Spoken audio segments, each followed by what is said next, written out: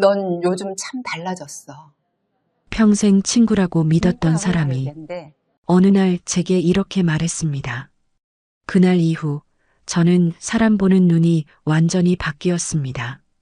나이 들어서 진짜 친구를 알아보는 법, 오늘은 그 이야기를 해보려 합니다.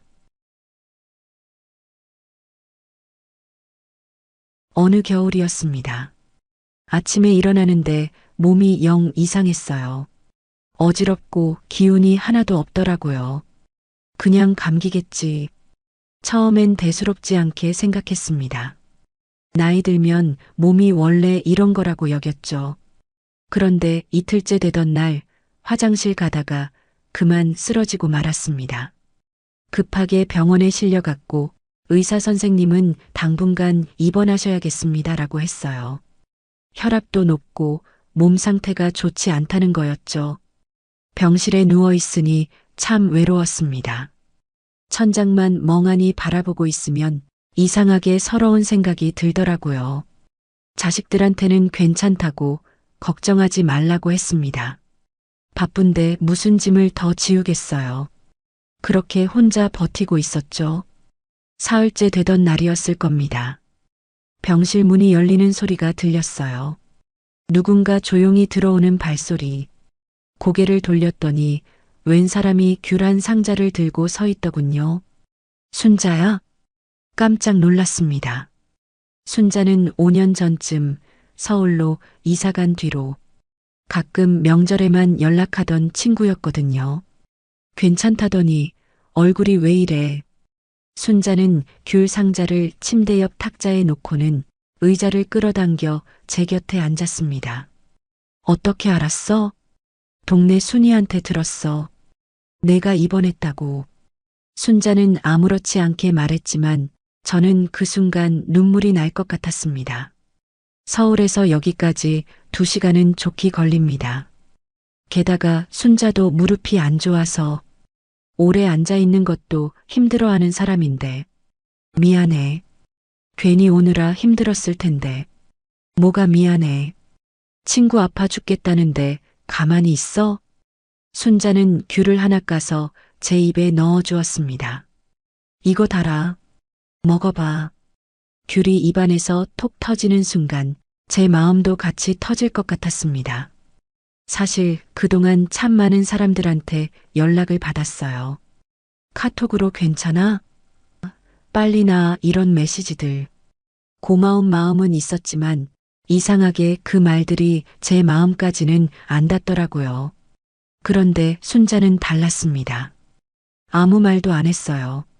그냥 귤 상자 들고 와서 옆에 앉아 있어 준 거예요. 너 점심은 먹었어? 순자가 물었습니다. 응, 병원 밥 먹었어. 맛없지? 내가 내일 미역국 좀 끓여올게. 에이, 그러지 마. 멀기도 한데. 뭐가 멀어? 나 내일도 올 거야. 그렇게 순자는 제가 퇴원할 때까지 사흘을 계속 병원에 왔습니다. 말은 많이 안 했어요. 그냥 옆에 앉아서 같이 TV도 보고 병원복도 산책도 함께 다녔죠. 퇴원하는 날 제가 순자한테 물었습니다. 순자야, 고마워. 근데 너 회사는 어떻게 했어? 연차 냈지. 뭐? 아니, 연차를 다 쓰다니. 친구 아파 죽겠다는데 회사가 뭐가 중요해. 그 말에 제 눈에서 눈물이 주르륵 흘렀습니다. 그때 깨달았어요. 진짜 친구는 괜찮아? 라고 100번 문자 보내는 사람이 아니라 아무 말 없이 귤 한 상자 들고 와주는 사람이라는 걸. 말이 많은 사람보다 조용히 와서 옆에 있어주는 사람. 나이 들어서야 알았습니다. 그게 진짜 따뜻한 사람이라는 걸. 지금도 가끔 순자한테 전화하면 이렇게 말해요.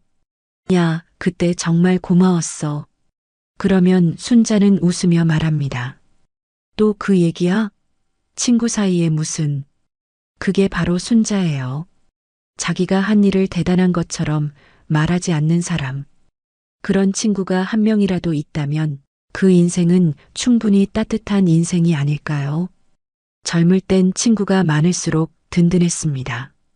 30대, 40대 때만 해도 모임이 일주일에 서너 개는 됐어요.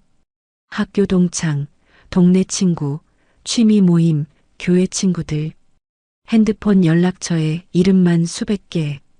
생일 때마다 축하 메시지가 쏟아지고 명절에는 안부 전화에 손이 아플 지경이었죠. 그때는 그게 자랑이었습니다. 나 친구 많아 하는 게 뭔가 대단한 것 같았거든요. 그런데 60이 넘어서부터였을까요? 뭔가 달라지기 시작했습니다. 모임에 나가도 예전처럼 즐겁지가 않았어요. 억지로 웃고 억지로 맞장구 치고 집에 돌아오면 오히려 피곤했습니다. 나만 이런가? 처음엔 제가 이상한 건가 싶었어요. 나이 들어서 사람 만나는 게 귀찮아진 건가? 그런데 그게 아니더라고요. 어느 날 오랜만에 친구 영희를 만났습니다. 영희는 부산에 사는 친구라 1년에 딱 한 번, 많아야 2번 만나는 사이였죠. 어머 언니, 얼마만이야? 영희를 보는 순간 이상하게 마음이 편안해졌습니다. 우린 커피숍에 앉자마자 아무 말 없이 그냥 웃었어요. 우리 작년에도 여기서 봤지? 맞아. 그때도 이 자리였어. 특별한 얘기를 한 것도 아니었어요. 자식 얘기, 건강 얘기, 요즘 어떻게 지내는지. 그냥 평범한 이야기들. 그런데 3시간이 3분처럼 흘렀습니다. 헤어질 때 영희가 제 손을 꼭 잡으며 말했어요. 언니, 우리 자주는 못 봐도 마음은 늘 함께야.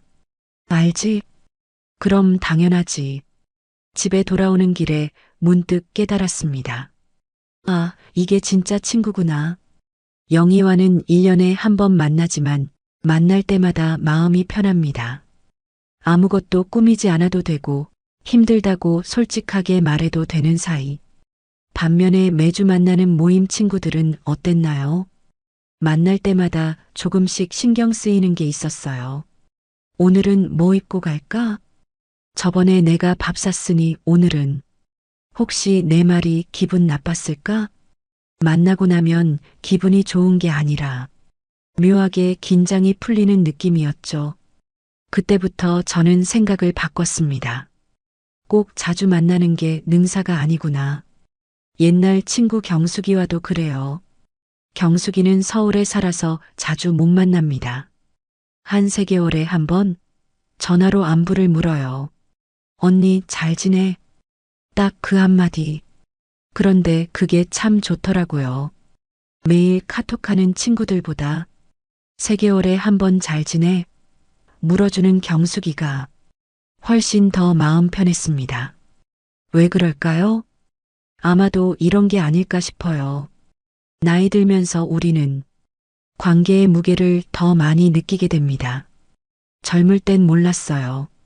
친구가 많으면 그냥 좋은 줄만 알았죠. 하지만 지금은 알아요. 모든 관계엔 에너지가 필요하다는 걸. 신경 쓰고 배려하고 맞춰주고 그게 쌓이다 보면 어느새 지쳐버립니다. 그래서 나이 들수록 많은 친구보다 편한 친구가 더 중요해요. 자주 만나는 친구보다 마음 맞는 친구가 더 소중하고요. 요즘 제 핸드폰 연락처를 보면 예전보다 훨씬 줄어들었습니다. 30대 때는 300명 넘게 있었는데 지금은 50명 정도? 그런데 이상하게 외롭지 않아요. 오히려 마음이 더 가벼워졌습니다. 진짜 필요할 때 전화할 수 있는 사람. 1년에 한 번 만나도 어제 본 것처럼 편한 사람. 말 안 해도 내 마음을 알아주는 사람. 그런 친구가 딱 5명만 있으면 인생은 충분히 따뜻합니다. 어느 날 영희한테 이런 얘기를 했어요. 야, 우리 이제 자주는 못 만나도 마음만은 늘 함께 있자. 그랬더니 영희가 웃으면서 말했습니다. 언니, 그게 진짜 우정 아니야? 나이 들면 자주 보는 게 중요한 게 아니라 마음이 통하는 게 중요한 거지. 맞는 말이었습니다. 젊을 땐 친구 수를 세웠다면 나이 들어선 친구의 깊이를 느낍니다. 그게 바로 우정의 법칙이 달라지는 순간이더라고요. 여러분도 그렇지 않으신가요? 자주 못 만나도 연락 못 해도 그 사람 생각만으로 마음이 따뜻해지는 친구. 그런 친구가 한 명이라도 있다면 그게 바로 축복입니다. 그 친구와는 20년을 함께 웃고 울었습니다. 이름을 명숙이라고 할게요. 명숙이와 저는 40대 초반에 처음 만났어요. 아이들 유치원이 같아서 자연스럽게 친해졌죠. 처음엔 그냥 학부모 모임에서 인사하는 사이였는데 어느 날 명숙이가 먼저 말을 걸었습니다. 언니 애랑 우리 애랑 친하대요. 한번 같이 밥 먹을래요? 그렇게 시작된 인연이었습니다. 명숙이는 참 좋은 친구였어요. 제가 힘들 때 제일 먼저 달려와 주는 사람이었고, 속상한 일 있으면 밤새 전화로 얘기 들어주던 사람이었죠. 저도 명숙이한테 그랬고요. 명숙이 시어머니 돌아가셨을 때 장례식장에서 3일 밤을 함께 지샜습니다. 언니 없었으면 어쩔 뻔했어. 명숙이는 그때 제 손을 꼭 잡고 울었어요. 우린 정말 자주 만났습니다. 하루에도 몇 번씩 전화하고 일주일에 3번은 커피숍에서 만났죠. 서로 집안일까지 다 알고 지냈어요.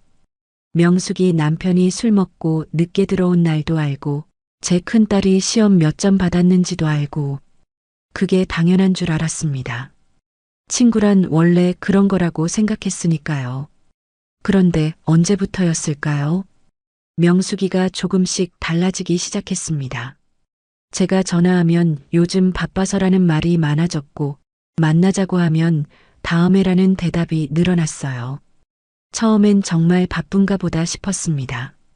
명숙이도 나이 들면서 챙겨야 할 게 많아졌을 테니까요. 그래서 조금 참았어요. 내가 너무 자주 연락하나? 부담스러울 수도 있겠다. 그렇게 3개월쯤 지났을까요? 어느 날 오랜만에 명숙이를 만났습니다. 동네 카페에서 차를 마시는데 제가 요즘 힘든 일을 털어놨어요. 명숙아, 나 요즘 잠이 안 와. 밤만 되면 이것저것 생각나서 뒤척이고. 그랬더니 명숙이가 말했습니다. 언니, 요즘 왜 이렇게 예민해졌어? 그 순간 이상하게 가슴이 철렁했습니다. 예민해졌다고? 응. 전에는 안 그랬잖아. 요즘 뭔가 작은 일에도 예민하게 반응하는 것 같아. 명숙이는 웃으면서 말했어요. 농담처럼 가볍게. 그런데 저는 웃을 수가 없었습니다. 예민해졌다는 그 말이 왜 그렇게 마음을 찔렀는지 모르겠어요. 집에 돌아오는 내내 그 말이 머릿속을 맴돌았습니다. 내가 예민해진 걸까? 처음엔 제 탓을 했어요. 나이 들면서 성격이 까칠해진 건 아닌가. 명숙이 말이 맞을 수도 있다고 생각했죠. 그런데 며칠이 지나도 그 말이 계속 아팠습니다. 왜 아팠을까요? 곰곰이 생각해 봤어요. 명숙이는 제가 왜 잠을 못 자는지 물어보지 않았습니다. 무슨 일이 있었는지, 왜 힘든지, 어떻게 도와줄 수 있는지 그 어떤 것도 묻지 않았어요. 그냥 예민해졌다고만 했죠. 그때 깨달았습니다. 명숙이의 그 말은 저를 걱정해서 한 말이 아니었어요. 귀찮아서 던진 말이었습니다. 너 요즘 좀 피곤하게 구네. 그만 좀 해. 속뜻은 그런 거였던 것 같아요. 20년 동안 함께 울고 웃었던 사이인데 이제는 제 힘든 얘기가 부담스럽고 귀찮은 일이 된 거죠. 그 후로 명숙이한테 연락을 끊지는 않았어요. 하지만 예전처럼 속마음을 털어놓지는 않게 됐습니다. 요즘 어때? 응, 잘 지내. 너는? 나도. 겉으로만 안부를 묻는 사이가 됐죠. 한동안 서운했습니다. 20년이나 함께 했는데 이렇게 멀어지는 게 믿기지 않았거든요. 그런데 시간이 지나면서 오히려 마음이 편해지더라고요. 아, 명숙이는 나한테 그 정도였구나. 인정하고 나니까 오히려 후련했습니다. 그리고 깨달았어요. 오래 알았다고, 자주 만났다고, 그게 진짜 친구는 아니라는 걸. 진짜 친구는 내가 힘들 때 왜 이렇게 예민해? 라고 말하는 사람이 아니라 무슨 일 있어? 라고 먼저 물어주는 사람이더라고요. 내 말이 귀찮은 게 아니라 내 아픔이 자기 일처럼 느껴지는 사람. 그런 사람이 진짜 친구였습니다. 명숙이와의 인연을 후회하지는 않아요. 20년 동안 함께 웃었던 순간들은 진짜였으니까요. 다만 이제는 알아요. 모든 인연에는 때가 있다는 걸. 어떤 인연은 평생 가고 어떤 인연은 여기까지만 가는 거더라고요. 그게 슬프지만 그게 현실입니다. 요즘은 명숙이 생각이 나면 이렇게 중얼거려요. 그래도 좋은 시절이었어. 고마웠어. 미워하지 않습니다. 그냥 이제는 다른 길을 가는 사람일 뿐이에요. 여러분도 혹시 그런 친구 있으신가요? 평생 갈 거라고 믿었는데 어느 순간 낯설어진 사람. 그 사람을 미워하지 마세요. 다만 이제는 조금 멀리서 바라보시면 됩니다. 진짜 친구는 따로 있으니까요. 65살에 저는 새로운 도전을 시작했습니다. 바로 유튜브 채널이었어요. 이 나이에 유튜브라니. 처음엔 저도 반신반의했습니다. 컴퓨터도 서툴고 영상 만드는 것도 낯설고. 그런데 어느 날 손자가 제게 말했어요. 할머니 이야기 재밌는데 유튜브에 올리면 많은 사람들이 좋아할 것 같아요. 그 말에 용기를 얻었습니다. 그래, 한번 해볼까? 처음 영상을 올렸을 때는 손이 떨렸던 기억이 납니다. 클릭 한번 하는데도 한참이 걸렸죠. 이거 맞나? 제대로 올라간 건가? 손자가 옆에서 도와줬어요. 할머니, 잘하셨어요. 이제 사람들이 보게 될 거예요. 며칠 후 조회수가 조금씩 늘어나기 시작했습니다. 10명, 20명, 10명. 별거 아닌 숫자였지만 제게는 세상을 얻은 것 같았어요. 내 이야기를 누군가 들어주는구나. 신기하고 뿌듯하고 설렜습니다. 그래서 친한 친구들에게 자랑하고 싶었어요. 평소에 제 이야기를 제일 잘 들어주던 사람들이니까요. 모임에 나가서 조심스럽게 말했습니다. 있잖아, 나 요즘 유튜브 시작했어. 잠시 정적이 흘렀습니다. 그리고 누군가 웃으며 말했어요. 어머, 언니가 유튜브를? 그 나이에 그런 걸 해서 뭐해? 다른 친구도 거들었습니다. 요즘 젊은 애들도 힘들어 죽겠다는데 우리가 무슨. 그래도 돈은 되나? 언니 괜히 힘들게 그런 거 하지 말고 그냥 편하게 지내. 그날 집에 돌아오는 길이 참 멀게 느껴졌어요. 기대했던 반응이 아니었습니다. 친구들이 좋아해 줄 줄 알았는데 오히려 시큰둥하고 부정적이더라고요. 내가 너무 들떠서 그런가? 괜히 자랑한 건가? 그날 밤 잠이 안 왔습니다. 사실 친구들 말이 틀린 건 아니었어요. 이 나이에 유튜브가 쉬운 일은 아니니까요. 그래, 그만둘까? 진지하게 고민했습니다. 그런데 다음 날 오랜 친구 정희한테서 전화가 왔어요. 정희는 시골에 살아서 자주 못 만나는 친구였습니다. 언니, 나 어제 언니 유튜브 봤어. 너 어떻게 알았어? 순이한테 들었지. 근데 언니, 또 뭐라고 할까? 속으로 한숨이 나왔습니다. 그런데 정희의 다음 말은 예상 밖이었어요. 언니, 정말 대단하다. 응? 나는 그런 용기도 없거든. 새로운 거 시작하는 게 얼마나 무서운데. 근데 언니는 65살에 그걸 해냈잖아. 정희의 목소리에 진심이 담겨 있었습니다. 나도 사실 하고 싶은 거 많아. 그림도 그려보고 싶고, 악기도 배워보고 싶고. 근데 맨날 내가 이 나이에 뭐 하면서 포기했거든. 정희는 잠시 말을 멈췄다가 다시 말했어요. 근데 언니 보니까 나도 할 수 있을 것 같아.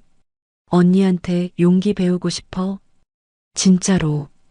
그 순간 눈물이 핑 돌았습니다. 정희야, 언니 힘들어도 포기하지 마. 나는 언니가 자랑스러워. 전화를 끊고 한참을 울었습니다. 정희의 말 한마디가 그 많은 부정적인 말들을 다 이겨냈어요. 그래, 한 번 더 해보자. 그날 이후 저는 다시 영상을 올리기 시작했습니다. 서툴고 실수도 많았지만 포기하지 않았어요. 6개월이 지나자 구독자가 1000명이 됐습니다. 1년이 지나자 5000명이 넘었어요. 그때마다 제일 먼저 연락한 사람이 정희였습니다. 언니 축하해. 내가 다 뿌듯하다. 정희는 제 작은 성과도 자기 일처럼 기뻐했어요. 반면에 처음에 시큰둥했던 친구들은 어땠을까요? 나중에 구독자가 늘어나니까 어머, 언니 대박 났네 하면서 관심을 보이더라고요. 그런데 그 말에서 진심은 느껴지지 않았습니다. 축하보다는 신기함, 기쁨보다는 질투, 미묘하지만 느껴졌어요. 그때 깨달았습니다. 진짜 친구는 내가 성공했을 때 축하하는 사람이 아니라 내가 시작할 때부터 응원하는 사람이라는 걸, 결과가 나오기 전부터 내 용기를 칭찬해주는 사람, 그게 진짜 친구였습니다. 요즘도 뭔가 새로운 걸 시작하려고 하면 정희한테 제일 먼저 얘기해요. 그럼 정희는 늘 이렇게 말합니다. 언니 할 수 있어. 나는 언니 믿어. 그 한마디가 큰 힘이 됩니다. 반대로 제가 정희한테도 그렇게 하려고 노력해요. 정희가 뭔가 새로운 걸 시작하면 제일 먼저 응원의 메시지를 보냅니다. 정희야, 너라면 잘할 수 있어. 우리는 서로의 응원단이 되어줍니다. 나이 들수록 느끼는 게 있어요. 질투하는 친구보다 박수 쳐주는 친구가 훨씬 귀하다는 것. 내 기쁨을 시샘하지 않고 진심으로 함께 기뻐해주는 사람. 그런 친구가 한 명이라도 있다면 어떤 도전도 두렵지 않습니다. 여러분 곁에도 그런 친구 있으신가요? 당신이 새로운 일을 시작할 때 할 수 있어라고 말해주는 사람. 그 사람을 꼭 붙잡고 계세요. 그리고 여러분도 누군가에게 그런 친구가 되어주세요. 너 정말 대단해. 나도 내 용기 배우고 싶어. 그 한마디가 누군가의 인생을 바꿀 수도 있으니까요. 오랜 모임이 하나 있었습니다. 30년 넘게 함께한 동창 모임이었어요. 한 달에 한 번씩 만나서 밥도 먹고 차도 마시고 수다도 떨고 그렇게 쭉 이어온 모임이었죠. 그런데 그 모임에 유독 마음이 불편한 사람이 한 명 있었습니다. 미경이라고 할게요. 미경이는 늘 은근히 저를 낮추는 말을 했어요. 아, 언니는 그 나이에 그 정도면 잘하는 편이지 뭐. 언니는 욕심이 없어서 좋겠어. 나는 이것저것 하고 싶은 게 너무 많아서 탈이야. 언니 옷 스타일은 참 편해 보여. 나는 그렇게는 못 입겠더라. 듣고 나면 뭔가 칭찬 같기도 한데 이상하게 기분이 좋지 않았습니다. 그 나이에 그 정도면이라는 말, 욕심이 없다는 말, 편해 보인다는 말, 겉으로는 칭찬인데 속으로는 무시하는 느낌이었어요. 처음엔 제가 예민한가 싶었습니다. 미경이가 나쁜 뜻으로 한 말은 아니겠지. 그렇게 넘기려고 했어요. 그런데 그게 한두 번이 아니었습니다. 만날 때마다 미경이는 은근슬쩍 저를 깎아내리는 말을 했어요. 언니는 편하게 사니까 좋겠어. 언니는 기대치가 낮아서 행복하겠다. 우리 언니는 순박해서 좋아. 듣고 나면 괜히 제가 작아지는 느낌이 들었습니다. 마치 제가 뭔가 모자란 사람, 아무것도 모르는 사람처럼 느껴졌어요.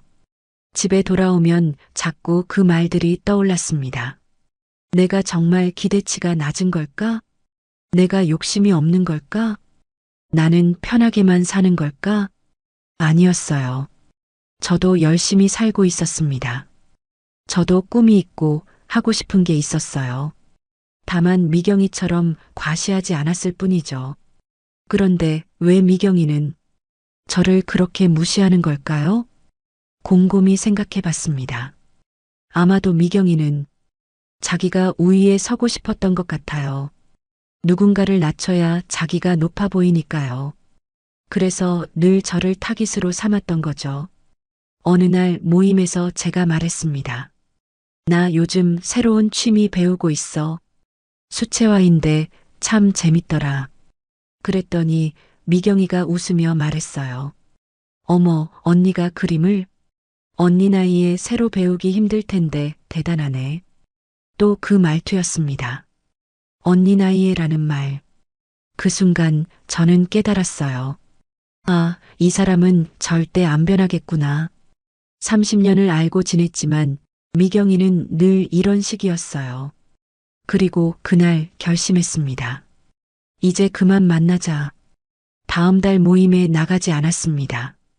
그 다음 달에도 그 다음 달에도 처음엔 사람들이 전화했어요. 언니, 왜 안 나와? 무슨 일 있어? 아니, 요즘 좀 바빠서. 거짓말이었습니다. 그냥 더 이상 미경이를 보고 싶지 않았어요. 몇몇 친구들은 서운해했습니다. 우리 30년 넘게 만났잖아. 언니 없으니까 허전해. 미안했어요. 다른 친구들은 좋은 사람들이었으니까요. 그런데 제 마음이 더 중요했습니다. 미경이 한 명 때문에 모임 갈 때마다 긴장하고 집에 와서도 상처받고 그게 더 이상 견딜 수 없었어요. 모임을 끊고 나니 마음이 한결 가벼워졌습니다.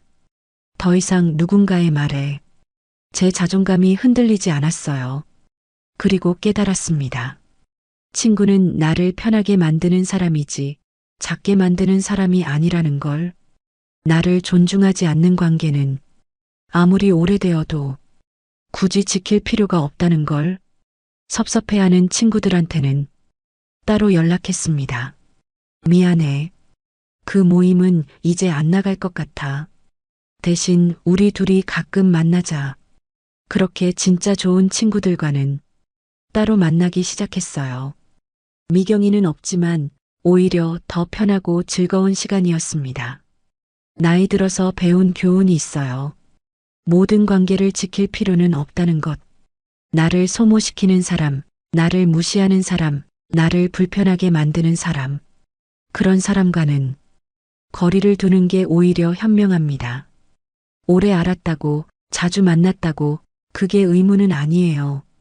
내 마음이 편한 게 가장 중요합니다. 여러분도 혹시 그런 사람 있으신가요?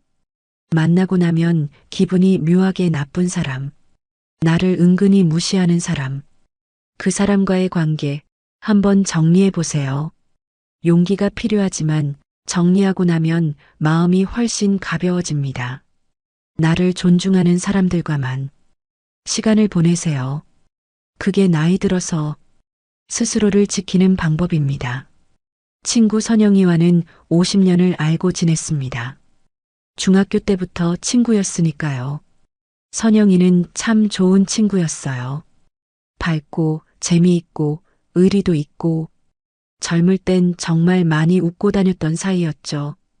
그런데 나이가 들면서 선영이가 조금씩 달라지기 시작했습니다.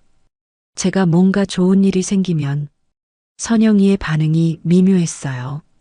그래, 잘 됐네. 말은 축하인데 표정은 그렇지 않았습니다.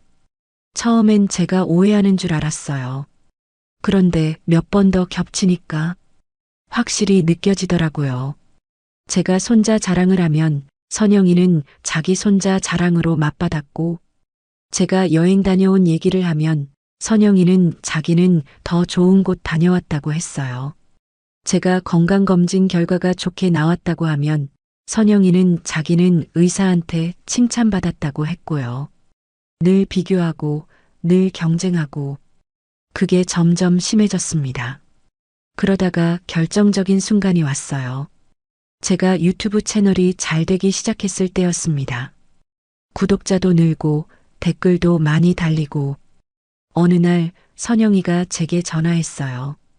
야, 너 요즘 잘 나가더라. 유튜브 대박 났다면서? 아니야, 그 정도는 아니고. 나도 좀 자극받았어. 솔직히 그 말에 가슴이 철렁했습니다. 자극받았다는 말. 축하가 아니라 질투였어요. 전화를 끊고 한참을 생각했습니다. 이제 선영이도 끊어야 하나? 앞서 말했던 미경이처럼 선영이도 정리해야 하는 걸까? 50년 우정이지만 이렇게 질투하는 사람과 계속 친구로 지낼 수 있을까? 며칠을 고민했어요. 그런데 문득 이런 생각이 들었습니다. 선영이는 미경이와 다르지 않나? 미경이는 저를 무시했어요. 은근히 깎아내리고 작게 만들었죠. 그런데 선영이는 달랐습니다. 질투는 했지만 제 뒤에서 나쁜 말을 하지는 않았어요.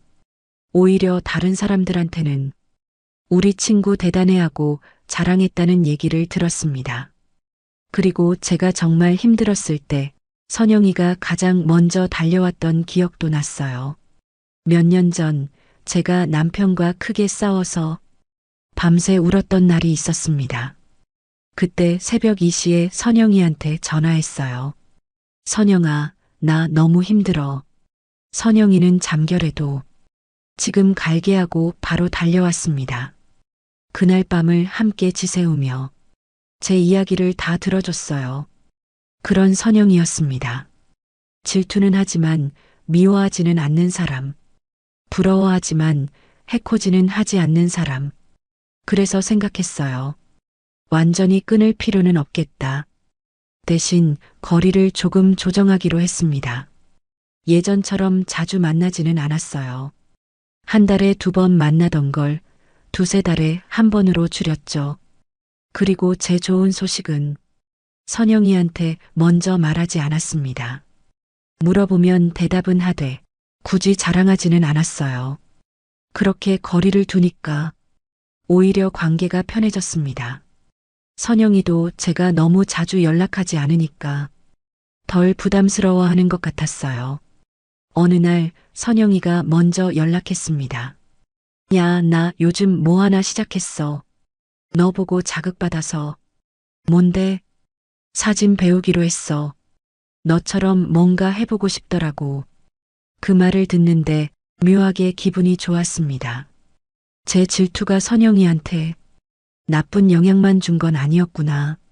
오히려 자극이 되어서 선영이도 뭔가 도전하게 만들었구나. 잘했다. 사진 재밌을 거야. 응. 근데 너무 어렵네. 하. 그날 통화는 편안했어요. 예전처럼 경쟁하는 느낌이 없었습니다. 그제야 깨달았어요. 질투가 꼭 나쁜 것만은 아니라는 걸.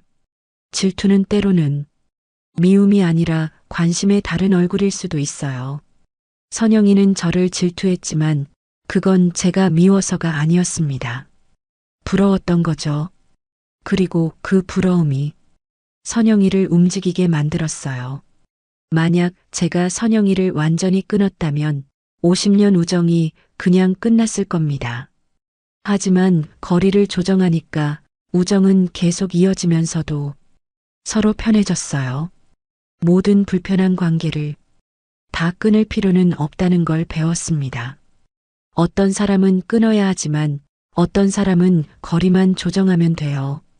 그 사람이 나를 미워하는지 아니면 그냥 부러워하는지, 나를 해치려는지 아니면 그냥 힘들어하는지, 그걸 잘 구분해야 합니다. 선영이는 후자였어요. 저를 해치려는 게 아니라 그냥 자기도 힘든 거였죠. 그래서 저는 선영이를 끊지 않았습니다. 대신 적당한 거리를 유지하면서 50년 우정을 지켜가고 있어요. 완벽한 친구는 없습니다. 질투도 하고 실수도 하고 서운하게도 하죠. 그래도 근본이 나쁘지 않다면 완전히 끊기보다는 거리를 조정하는 게 나을 때가 있어요. 그게 나이 들어서 배운 관계의 지혜입니다. 60대 중반이 되어서야 비로소 알게 된 게 있습니다. 사람을 구분하는 방법이요. 젊을 땐 몰랐어요. 좋은 사람, 나쁜 사람을 어떻게 구분하는지 오래 지켜봐야 한다고 생각했죠. 그런데 나이 들어서 깨달았습니다. 답은 아주 간단했어요. 대화 후 기분이 답이다. 딱 이거 하나면 충분했습니다. 어느 날 동네 친구 경희를 우연히 만났습니다. 마트에서 장 보다가 마주쳤죠. 어머 언니, 차 한잔 할래? 근처 카페로 갔습니다. 경희는 말이 참 많았어요. 끊임없이 자기 얘기를 했죠. 며느리가 마음에 안 든다는 얘기, 아들이 돈을 안 준다는 얘기, 친구들이 자기를 무시한다는 얘기. 1시간 내내 경희의 불평불만만 들었습니다. 저는 중간중간 맞장구만 쳤어요. 그래, 힘들겠다. 아이고, 속상하겠네. 경희는 제 얘기는 한 번도 물어보지 않았습니다. 언니는 요즘 어때? 건강은 괜찮아? 그런 질문 하나 없었어요. 1시간 반을 그렇게 있다가 집에 돌아왔습니다. 현관문을 열고 들어서는데 갑자기 온몸이 축 늘어지더라고요. 아, 피곤해. 이상했어요. 그냥 앉아서 차만 마셨는데 왜 이렇게 피곤할까? 그리고 마음이 묘하게 무거웠습니다. 침대에 누워서 생각했어요. 왜 이렇게 기분이 안 좋지? 경희가 나쁜 말을 한 것도 아니고 저한테 상처를 준 것도 아닌데 그냥 만나고 나니 기분이 안 좋았어요. 머리는 멍하고 마음은 무겁고 기운은 다 빠지고 그제야 깨달았습니다. 아, 이 사람이 내 에너지를 다 빨아간 거구나. 경희는 나쁜 사람이 아니에요. 고의로 저를 힘들게 한 것도 아니고요. 그런데 경희와 있으면 제 에너지가 소모됐습니다. 경희의 부정적인 말들, 끝없는 불평불만, 일방적인 대화. 그게 저를 지치게 만들었던 거예요. 그 후로 저는 사람을 만날 때마다 주의 깊게 관찰했습니다. 이 사람과 대화한 후 내 기분은 어떨까? 신기하게도 패턴이 보였어요. 어떤 사람을 만나면 집에 가는 길이 가벼웠습니다. 기분이 좋고 웃음이 나고 내일이 기대되고 반대로 어떤 사람을 만나면 집에 가는 길이 무거웠어요. 기운이 빠지고 마음이 답답하고 혼자 있고 싶고 순자를 만나고 나면 마음이 따뜻했어요. 정의를 만나고 나면 용기가 났고요. 하지만 경희를 만나고 나면 피곤했죠. 그때 이런 기준을 세웠습니다.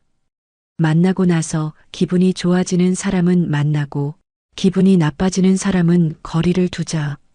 간단하지만 명확한 기준이었어요. 그 후로 경희한테 연락이 오면 핑계를 대고 만나지 않았습니다. 미안해. 오늘은 약속이 있어서. 처음엔 미안했어요. 내가 너무 이기적인 건가? 하지만 이기적인 게 아니었습니다. 나를 지키는 거였어요.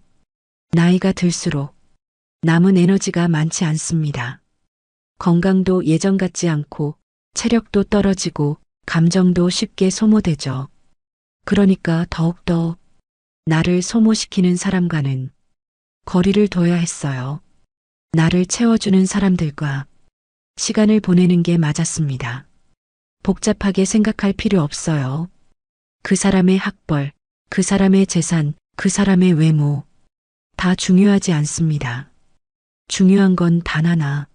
나와 함께 있을 때 내 기분이 어떤가. 그것만 보면 됩니다. 함께 있으면 괜히 피곤해지고 대화 후엔 마음이 무거워지는 사람. 그게 바로 신호예요. 이 사람은 나한테 해가 된다. 아무리 오래 알았어도 아무리 자주 만났어도 그 사람이 나를 소모시킨다면 그건 인연이 아니라 짐입니다. 이제 저는 확실히 압니다. 좋은 사람을 구분하는 방법은 머리로 판단하는 게 아니라 가슴으로 느끼는 거예요. 대화 후 당신의 기분, 그게 바로 답입니다. 여러분도 한번 생각해 보세요.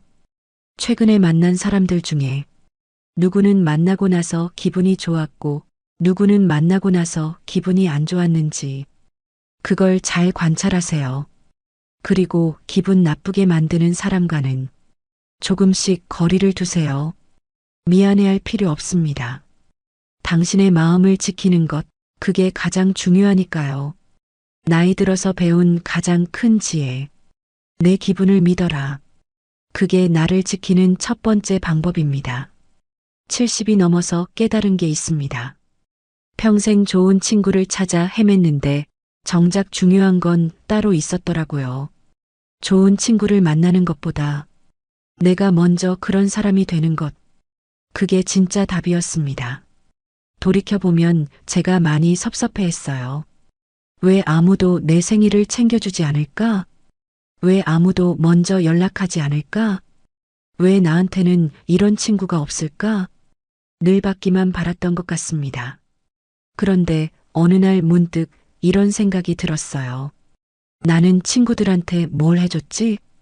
곰곰이 생각해 봤습니다.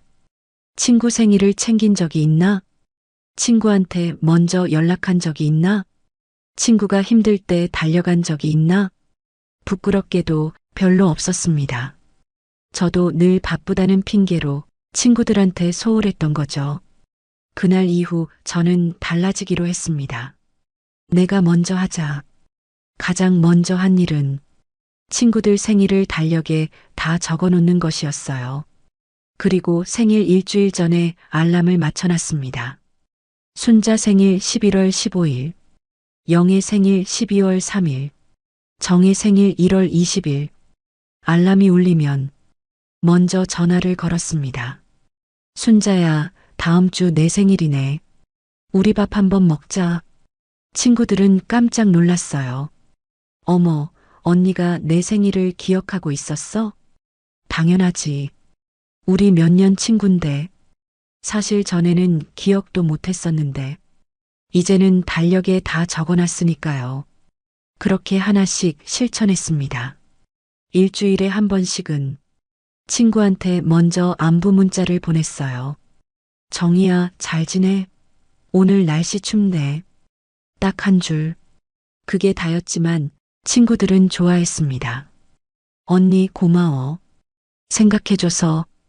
그리고 친구가 아프다는 소식을 들으면 무조건 찾아갔어요. 예전 같으면 빨리 나아하고 문자만 보냈을 텐데 이제는 직접 갔습니다. 귤 한 상자라도 들고 얼굴이라도 보러. 순자가 제게 그랬던 것처럼요. 신기한 일이 일어났습니다. 제가 먼저 베풀기 시작하니까 친구들도 저한테 먼저 연락하기 시작했어요. 언니, 나 오늘 시간 있어? 차 한잔 하러 나와. 언니, 이거 맛있어서 샀는데 나눠 먹으려고. 예전에는 제가 서운해했던 것들을 이제는 친구들이 먼저 해주더라고요. 왜 그럴까요? 곰곰이 생각해 봤습니다. 아마도 이런 것 같아요. 사람은 거울이라는 것. 내가 먼저 관심을 주면 상대방도 관심을 돌려줍니다. 내가 먼저 안부를 물으면 상대방도 안부를 물어요. 내가 먼저 손을 내밀면 상대방도 손을 잡아줍니다. 너무 당연한 이치인데 왜 이제야 알았을까요? 70년을 살아오면서 늘 받기만 바랐던 제 자신이 부끄러웠습니다. 또 하나 실천한 게 있어요. 용서하기였습니다. 예전에 저한테 상처 줬던 친구들, 서운했던 일들, 그걸 다 내려놓기로 했어요. 명숙이가 예민해졌다고 말했던 것도, 선영이가 질투했던 것도, 미경이가 저를 무시했던 것도 다 용서했습니다. 그래, 그럴 수도 있지. 사람이 완벽할 수는 없으니까. 용서하고 나니까 마음이 한결 가벼워졌어요. 그리고 이상하게도 그 친구들과의 관계도 좋아졌습니다. 제가 먼저 마음을 열으니까 상대방도 조금씩 달라지더라고요. 물론 모든 관계가 다 회복된 건 아니에요. 끝까지 안 맞는 사람도 있고 거리를 두는 게 나은 사람도 있었죠. 그래도 괜찮았습니다. 중요한 건 제가 먼저 노력했다는 것. 제가 먼저 손을 내밀었다는 것. 그걸로 충분했어요. 요즘은 거울 앞에 서면 제 자신한테 물어봅니다. 오늘 나는 누군가에게 좋은 친구였나? 친구한테 먼저 안부를 물었나? 친구의 말을 끝까지 들어줬나? 친구를 진심으로 축하해줬나? 그렇게 하나씩 점검해요. 그리고 부족한 부분이 있으면 내일은 더 잘하려고 노력합니다. 어느 날 순자가 제게 말했어요. 언니, 요즘 많이 달라진 것 같아. 더 따뜻해졌어. 그 말을 듣는데 눈물이 날 것 같았습니다. 내가 달라지니까 사람들이 느끼는구나. 그게 참 뿌듯했어요. 이제 저는 압니다. 좋은 친구를 만나는 게 하늘이 주는 복이라면 좋은 친구가 되는 건 내가 만드는 복이라는 걸, 그리고 내가 만드는 복이 훨씬 더 확실하다는 걸요. 나이 들어서 가장 잘한 일이 뭐냐고 누가 물어보면 저는 이렇게 대답할 거예요. 내가 먼저 좋은 친구가 되려고 노력한 것. 그게 제 인생 후반전이 가장 큰 변화였습니다. 여러분도 한번 해보세요. 좋은 친구를 찾으려고만 하지 말고 내가 먼저 그런 사람이 되어 보세요. 먼저 안부를 물어보고, 먼저 생일을 챙겨주고, 먼저 손을 내밀어 보세요. 그러면 놀라운 일이 일어납니다. 내 곁에 진짜 친구들이 하나둘 모이기 시작할 거예요. 그게 바로 나이 들어서 깨닫는 우정의 비밀입니다. 받으려고만 하지 말고 먼저 주세요. 그게 진짜 친구를 만드는 가장 확실한 방법입니다.